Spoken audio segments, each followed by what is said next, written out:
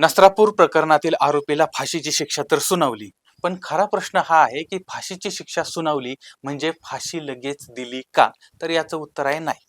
कारण सत्र न्यायालयाने फाशीची शिक्षा सुनावली तरी पण उच्च न्यायालयाकडून ती मंजूर होणं आवश्यक आहे. त्यानंतर सर्वोच्च न्यायालयामध्ये अपील करता येतं, पुनर्विचार याचिका, त्यानंतर राष्ट्रपतींकडे दयेचा अर्ज, आणि या सगळ्यांचा त्यांना अधिकार आहे. म्हणजे न्यायालयाने फाशीची शिक्षा जरी सुनावली तरी ती दुसऱ्याच दिवशी अंमलात येते असं नाही. मग अजून एक प्रश्न निर्माण होतो की आज भारतामध्ये किती कैदी फाशीच्या शिक्षेच्या प्रतीक्षेमध्ये आहेत?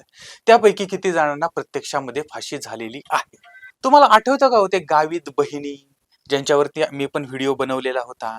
त्यांनी अनेक लहान निष्पाप बाळांना त्यांनी मारलेलं होतं, ते सिद्ध झालेलं होतं. आता त्याच्यातली ती म्हातारी वगैरे तर ती मेली, तरी सुद्धा या दोघी बहिणींना फाशी झालेली नाही. आणि ते प्रकरण न्यायालयामध्ये वर्षानुवर्षे त्या प्रक्रियेमध्ये अडकलेलं आहे. मग प्रश्न हाच आहे की न्याय म्हणजे फक्त शिक्षा सुनावणं की प्रत्यक्ष अंमलामध्ये आणणं?